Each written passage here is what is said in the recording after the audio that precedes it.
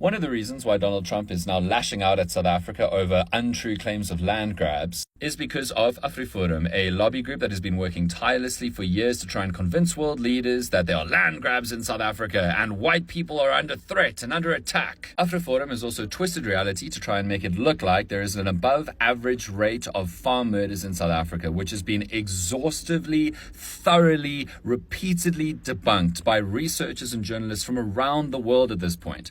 But that didn't stop them from getting on Tucker Carlson's show on Fox News back in 2018 when it was like the most watched political show in America and spewing this nonsense. Soon after that, Tucker did a piece on land grabs and expropriation in South Africa. And soon after that, Donald Trump tweeted about the awful things going on in South Africa for the first time. And all of that and years more of AfriForum campaigning has led to this moment. There have been no land grabs in South Africa since 1994. Because before 1994, land grabs and unjust expropriation was kind of apartheid's whole thing. And before that, the English South African-led government's whole thing, see the 1913 Land Act. And before that, colonialism's whole thing. But this little thing called reality has not stopped AfriForum from spreading their nonsense. And they were thrilled yesterday morning when Trump lashed out at South Africa and threatened cuts, until they realized that Trump could cut back on things that really mattered to AfriForum supporters, white farmers, like the AGOA deal that helps our agriculture sector so much. And by yesterday evening, a lobby group from South Africa was calling for a foreign government to sanction our democratically elected leaders based on lies, nonsense, evils that they accuse our government of doing that our government has not been doing. That's where we are. The police minister wants answers from AfriForum as soon as their delegation returns from the US. The minister wants evidence to AfriForum's claims that crime stats on farm murders are not accurate. The lobby group claims that 5 farmers were killed in the third quarter of last year. But the minister has come out and said that's not true. He says there was only 1 death. We treat firstly, we go to lengths investigating, collecting, analyzing information leading to the release of stats. We do our best. And we know that we are benchmarking our stats using criteria that is acceptable in terms of standards. Now, we also, I must say, treat stats very, very seriously, because this has to do with lives of South Africans which are of big value to their families and to government and to all the whole population of South Africa.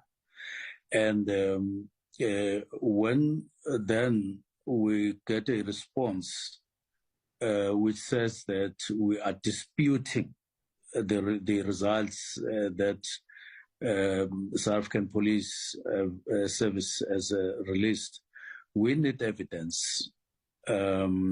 We need evidence to be put to us, and we'll welcome that with elaborations as to where it comes from and how, so that we are satisfied that it is correct information that might have missed us somehow. And we're saying that as soon as AfriForum lands in South Africa from America, we need this information from them. AfriForum must decide on whose side they are. If they want to be South African, then it's time for them to have an inward look and start doing the reconciliation work that needs to be done so that all groups can live together in South African harmony.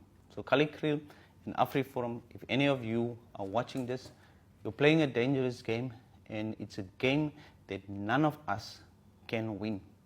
Not you can win it, not us can win it. And what's going to happen is that you're going to see a country in ruins. So be careful. Take your effort towards reconciliatory efforts in South Africa. And those reconciliatory efforts will actually give us a much more stable future, a future in which all of us can prosper. AfriForum is struggling with the reality of being ordinary. Because the new South Africa requires all of us to be ordinary. Whereas colonialism and apartheid made white people special people.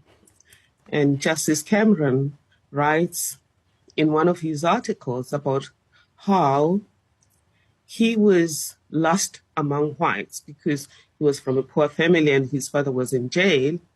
But the one thing that gave him solace was that at least he wasn't black. And I think ordinary white people find solace in the fact that they were not black. Now that in the new South Africa, they're ordinary. I think some white people, and AfriForum in particular, is seeking to reverse the wheel and find some reason to be special again. And they seem to have found an ally in the American president. And clearly, that is neither compatible with social justice nor compatible with human rights, as we celebrate Human Rights Month in South Africa, which is resonant with the Universal Declaration of Human Rights that requires everyone to be treated as an equal. But people, such as those in the AfriForum, have to accept that under the new constitutional order, we're all ordinary. And we all have the same rights and freedoms. And in those rights and freedoms, Section 9(2) of the Constitution allows special measures to be taken to redress imbalances that were created by injustices of the past. And the Constitutional Court in Minister of Finance versus Van Heerden has said it's not just allowing those special measures that the Constitution wants. If you read Section 9 together with Section 7 on the duty to advance human rights, then the duty on the South African government is to take those special measures. What if I told you that the real division in South Africa isn't caused by land reform or protests or even politics, but by the stories we choose to believe, right? Because if you talk about AfriForum's latest claims and what they're really trying to sell us, because look, AfriForum has responded and said that President Ramaphosa is the one sowing division. But let's break that down. Is it division to address decades of inequality, or division to fight for more just and inclusive South Africa, or is the real division coming from those who benefit from keeping things exactly as they are? Look, here's the thing. When AfriForum goes to the US and asks for funding to build segregated communities, amongst the other level of, just lies that they've spewed, what message does it send? It's definitely not about unity. It's not about progress. It's about preserving privilege. And this is literally where the real division starts. Because we can't oversimplify this. Ramaphosa is not perfect. No leader is. But he's called for a meaningful deal with the US on a range of issues, from trade to healthcare. Shows some commitment to building bridges and not walls. The question is, why are some groups so determined to burn those bridges down? Think about it. When was the last time you saw somebody benefit from division? When was the last time you saw somebody profit from fear, though? It's not just about politics. It's about power, and it's about who gets to control the narrative. The hard truth is that division is profitable, and fear, it sells. But unity takes work, it takes honesty, and it takes holding people accountable, even when it's uncomfortable. Look, this is all about power and who gets to control the narrative and who gets left behind. And let's be honest, some people are so comfortable with the status quo that they will fight tooth and nail to keep it, even if it means selling fear and division to the highest bidder. Here's my question. Which side of history do you want to be on? The side that profited from division, or the side that fought for something better? Because silence isn't neutrality. Silence is complicity, and we've been silent for too long. I'm really shocked at AfriForum that they go around the world talking so badly about our country. And I think they're seeing the results of their work, and they must bear the consequences of that. The harm is going to come to the constituency they claim to represent, should the threats of President Trump be realized and we excluded from exporting, particularly our agricultural goods from South Africa, our excellent product, which largely is exported by members and businesses coming through the Afrikaans-speaking community. So I really believe AfriForum has, kind of cut their nose to spite their face. Now, with respect to the way our country has responded, I believe Ambassador Rasool is doing a great job.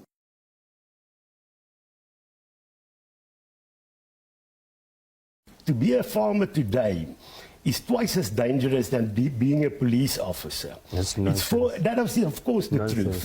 You're ill-informed in this nonsense. regard. They brought a book, Listen, a fake book. They brought a fake book. This is not your farm. You can This is nonsense. And we'll come back to Pure nonsense. Don't bring a You can't say police are dying at a lesser rate than farmers. Okay, let's we can conclude your point and then we'll come to prove that. But we're also worried about murders on the Cape Flats. Our safety structures are involved there. By the way. Yeah. So for somebody to sit here playing the big man while people are being killed and our country's future is placed in jeopardy, we won't stand for that. So he can accuse us of everything, but we will go ahead to build a better future. I think AfriForum are the most skilled people at manufacturing non-existent evidence. And one of the things that we must be able to highlight to the people of South Africa is that he tried to bring his friend Ernst Roots as an expert witness at the Equality Court. Ernst Roots was dismissed as the fast that he was with his book that they wrote after drinking brandy and coke. They were dismissed from that court because they thought that what they were doing, because they are white and because they think their opinion can change legislation, they think their opinion is fact. They went to a court with their opinions and they were dismissed and thrown out of that court. And now he's generating another false opinion that white farmers die at a higher rate than police officers who are fighting crime in this country. I mean, that is nonsensical. We challenge him to provide evidence of that because they manufacture evidence to justify this maniacal farce of that there's a genocide in South Africa of white people. This is what they do. They state lies in public record in order for people to panic because they want funding from international right-wing formations and institutions and individuals. This is what they are doing. They fundraise on the basis of lies. They fundraise on the basis of misinformation. And we must characterize them as such. Kali, you mentioned... Hello. Just asking out of general curiosity. I did some mathies. I played with a bit of math the other day. It's related to the whole AfriForum, because we all know what's happening with AfriForum at the moment. I don't even know what the current state of affairs are. I've been too deep down the American saga. But anyways, I digress. To be a member of AfriForum, you have to pay a monthly fee of between 100 to 300 Rand. So let's take an average of 150 Rand per month. Supposedly, they've got 310,000 members. So 150 times 310,000 people gets you to how much? 46 million. Now, obviously, I don't know much about AfriForum. All I know is that they have been pushing this farm murder propaganda for like decades and centuries. My question is that surely if I took 46 million and I went to 3 farms every month and I said, here's 46 million, what can we do to help you up your safety or security on your farm? Surely it would have some sort of effect, right? My point is I just want to know, what does AfriForum do with 46 million per month? Where does that money go? Has anyone asked those questions? Just asking for a friend. I want to ask you this without speaking about that. Like I said, I have huge respect for the guys and I love the work they do. Why do you think AfriForum likes this narrative? Because what I said in my video is I don't know if this helps them raise funding or... Which one? The narrative of white farmers being attacked and a white genocide. Why do you think they, and people like them and people that support them, are pushing that narrative? Swart gevaar. That's it. Swart gevaar is a hundreds of year long building up of the terrifying savage black man who is a threat. And what we've seen around the world is that fear is an incredible drug. Yeah. And the way that you take advantage of people who are addicted to fear is you present as the strong ones who will keep you safe. From the boogeyman.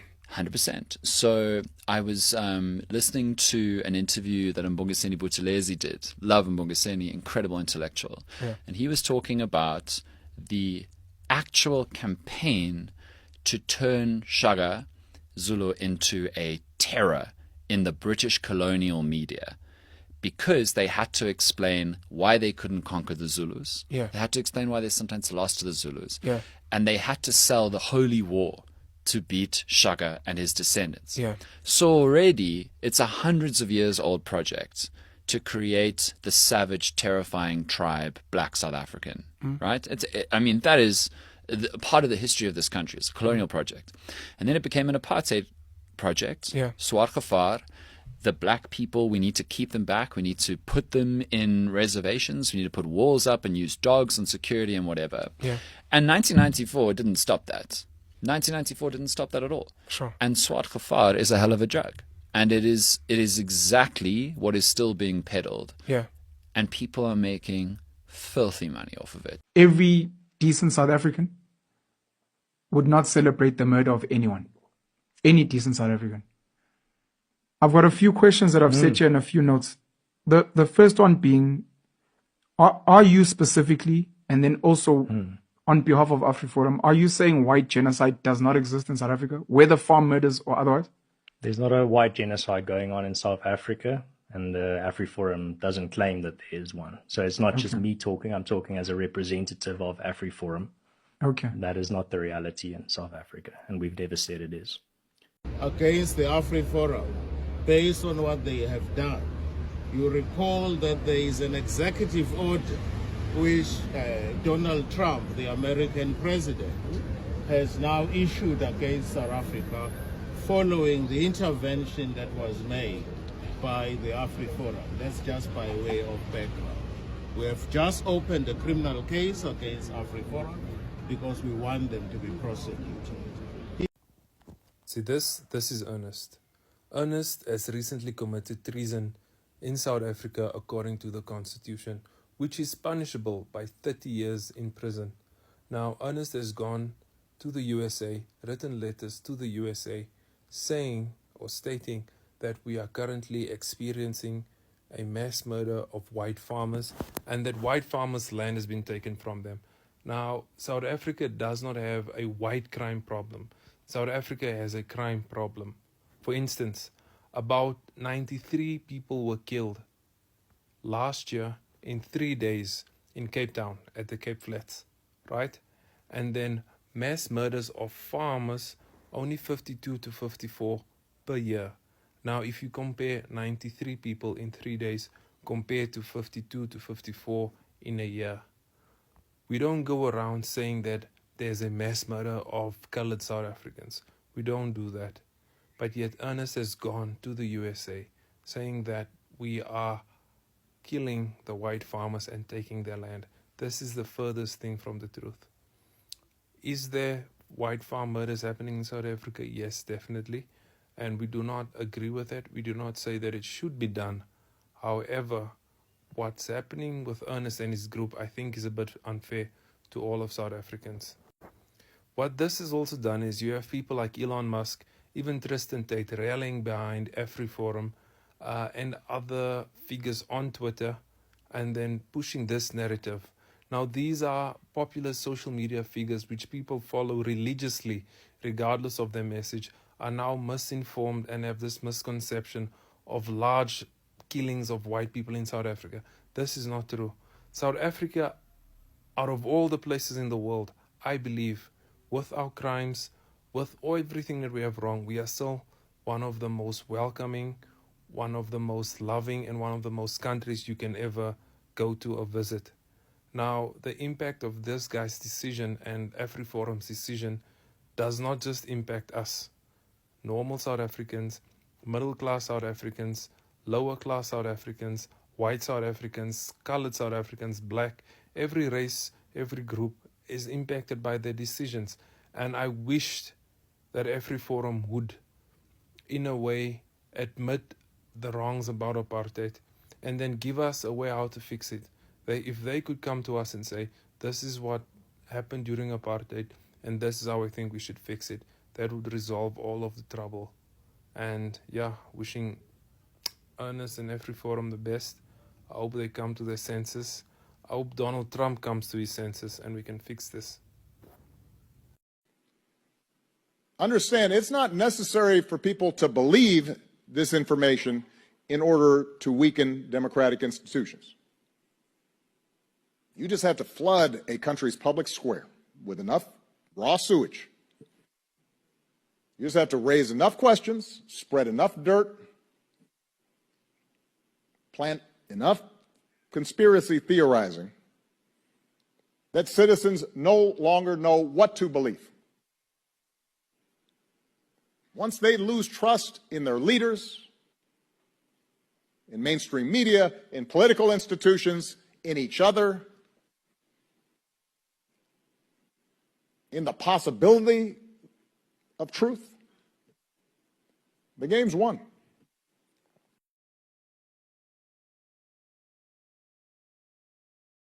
Tanvir, why is this Land Expropriation Act so controversial? It's important to remember the background of the act, right? It's obviously been into place as a bill for the past 5 years now, but also trying to remember the fact that it's been into place in a different form of a bill from 2008. So it's been really contentious. But there's one main section that seems to be putting a lot of people in a sort of discomfort, and that's the section that relates to the compensation, right? And that section talks about the nil compensation, the fact that you can expropriate with nil compensation. And that seems to be putting a lot of people with discomfort because it talks about just an equitable compensation, and it offers no compensation under certain circumstances. It's important to not listen to propaganda and to list those circumstances. One of those examples would be if the land is abandoned. In these circumstances, we would be looking at where people haven't paid rates, municipal rates, for years on end, or if it can be proven that the land has been abandoned, or if the land is posing some sort of risk, right? So we're not looking at farmland in those cases, even though Donald Trump seems to be constantly talking about white landowners in terms of farmland. That's not what we're looking at here.